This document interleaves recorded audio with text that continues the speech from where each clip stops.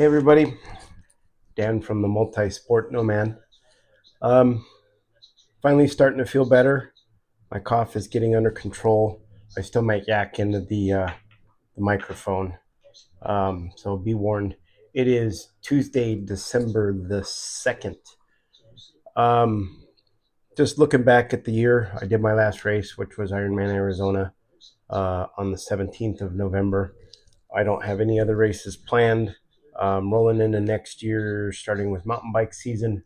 Um, Speaking of events, if you could please like and subscribe, hit the little bell. I'm trying to build this channel up to where I can make money off of this to enter more races, so to speak. Some of these races are not cheap. Ironman was right around $1,100-$1,200 to enter, um, along with equipment and everything else. I mean, you're talking, you know, compounding money on top of that, on top of training, on top of nutrition, massages, medical help, things of that nature, so that this 53-year-old body can continue to do these events. So your support is greatly needed and appreciated. So if you could please like and subscribe, follow the channel. I really would like to do a little bit more as far as my current budget will allow. And that is part of the reason for this video. Back in 2024, I was paying two coaches, a how do you say that word? Preliminary cycling coach that would come up with my complete schedule. All of the cycling intervals, I would tell them when I would run with my ex team. I'm not going to name names. Yep, there we go, coughing again. Try not to do it in the mic. That's it right there. By the way, I just spent 30 minutes in this sauna that I unboxed yesterday on my Dan All Over the Place channel. So go check it out. Pretty interesting results. I'm liking this thing more today than I did yesterday. So anyway, back to 2024. I was paying $190 a month for a triathlon coach that I was allowed to swim with at a facility for free, run with at a track for an hour a week with direction and intervals and critiquing my running, which some of you know is very lackluster. I was not raised running. Well, I mean, yeah, I guess, but I wasn't very good at it. I was the skinny kid that would run, 10 or 11-minute miles with all of the fat kids back in high school. Now I'm the 53-year-old that runs with the, 60 and 70-year-olds or slower. So anyway, I was spending quite a lot of money in coaching back in 2024 and 2023 when I started this comeback. I now belong to One Multi-Sport, which is structured a little bit different. You pay a $90 membership fee a year, and you are entitled to swim with the team at their location, which is the Scottsdale Aquatic Center, so to speak. It's $4 every time you go in, which is not a big deal. And then the coach, Alan, gives you direction and critique and lays out your schedule. I did that Tuesdays and Thursdays religiously until I hurt my shoulder in July, and then really didn't do anything. Sorry, booger attack. Also, they would run around Tippy-Town Lake on Wednesday nights at like 6 o'clock, so it was like a team event. I only did a couple of those. I don't like running or training before I go to bed because then I'm wired and I stay awake too long, and then it screws up the next day, which would be Thursday, where I wake up at 4:45 and go swim at 6 o'clock in the morning.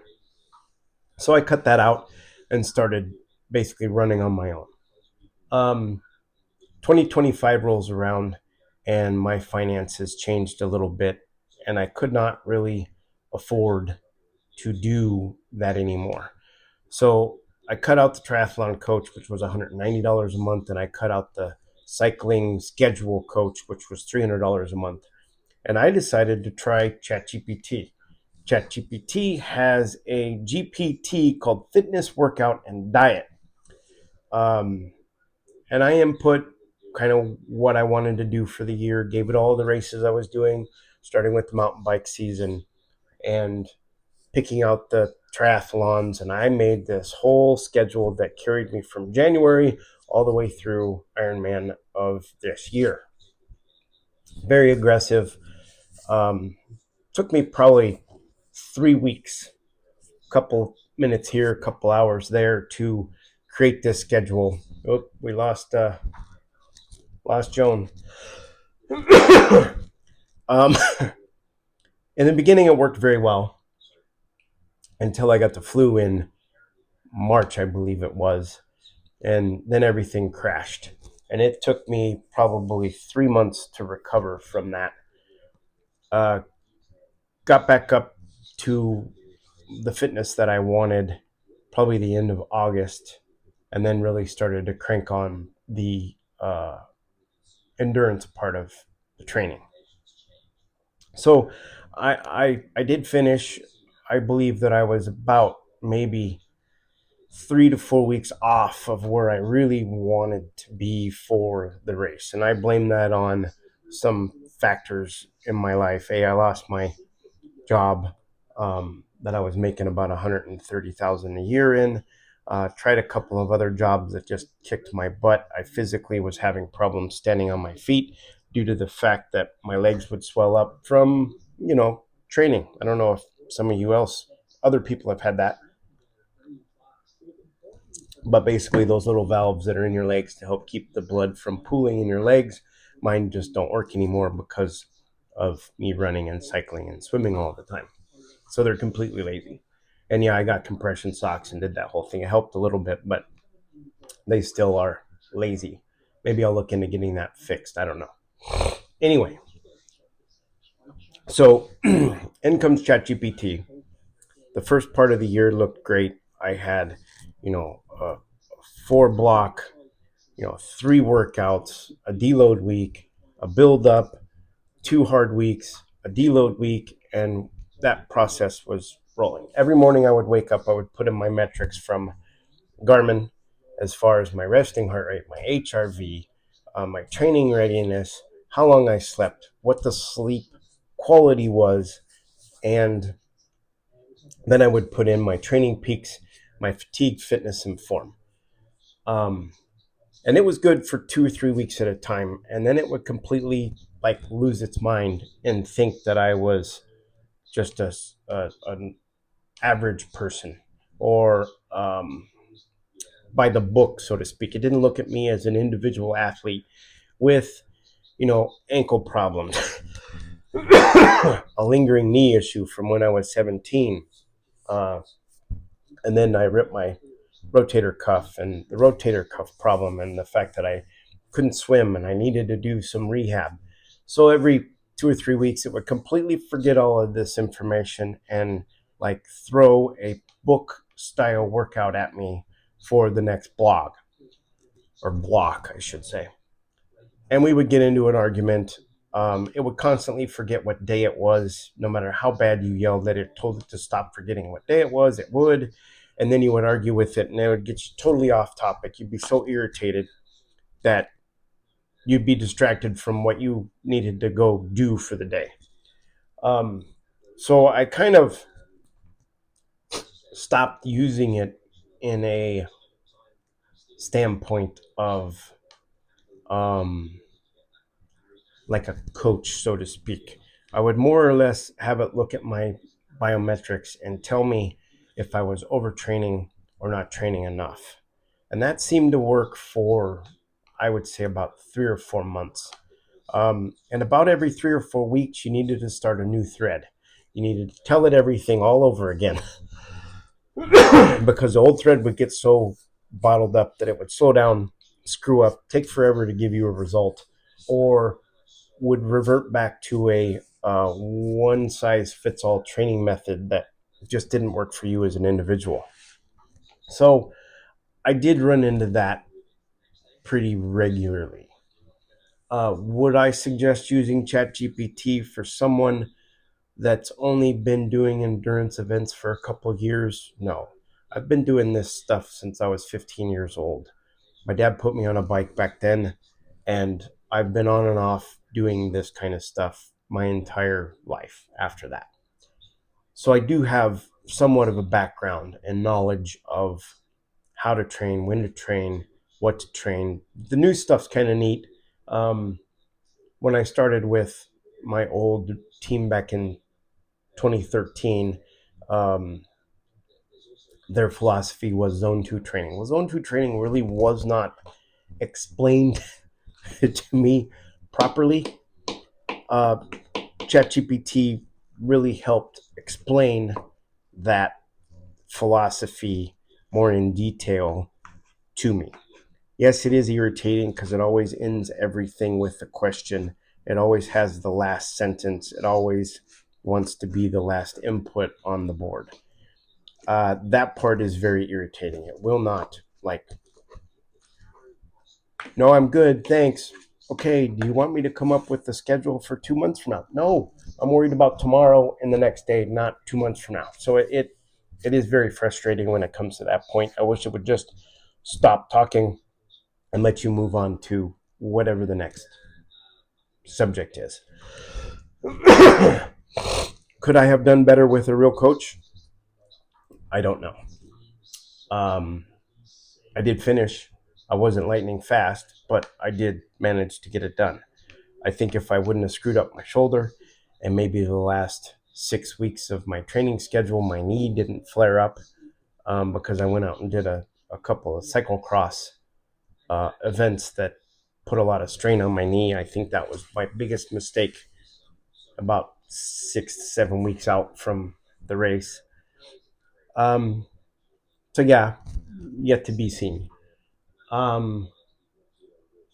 ChatGPT is definitely something that I will use in the future for training. It comes up with some interesting ideas. Obviously, if you don't have a background or a lot of knowledge in endurance training, I'm mixing my eggs. Sorry. I would not suggest it to a noob or a recent amateur. Um, it does have its quirks. Like, I was trying to get it to come up with a diet for me, and I told it specifically the wheelhouse of what I wanted to eat, and it kept throwing sweet potatoes at me. I'm sorry, I don't like sweet potatoes. I know they're high in complex carbohydrates, but I really do not like them. And no matter how many times I would tell it not to suggest that as a part of a meal, it would constantly do so. So I like to eat the same thing over and over and over again, like a robot. I know what it does. I can mass prepare it in my, prepping. Have it ready to go, put it in a microwave, and I'm fine with that. So I do believe it does have its place in my future training events. Would I hire a coach again? I don't know. Maybe if I took this to the next level and like seriously thought that I could contend for like first place in my age group, maybe. Or if I got uh, enough income off of my YouTube stream that I could just make videos and training videos and support myself off of that, probably. Because then I could break down kind of the benefits of having a coach, which there are many. But the one thing that I do know is if you're not honest with your coach on what you're going through physically and mentally, having a coach doesn't matter.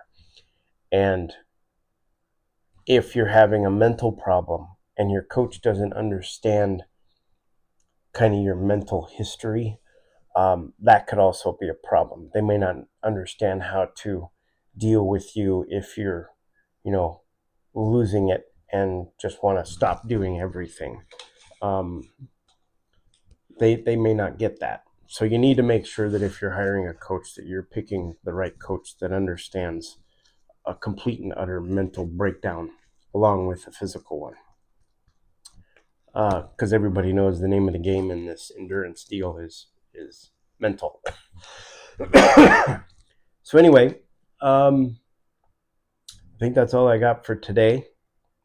Go check out this video. I'll see if I could post it in a link down below or whatever. But yeah, this thing's great. I'm gonna use it every day as I continue to get over this cold. I'll get back into some training. I'll let you know on the updates on events coming in, and we'll go from there. Thanks for watching. Peace.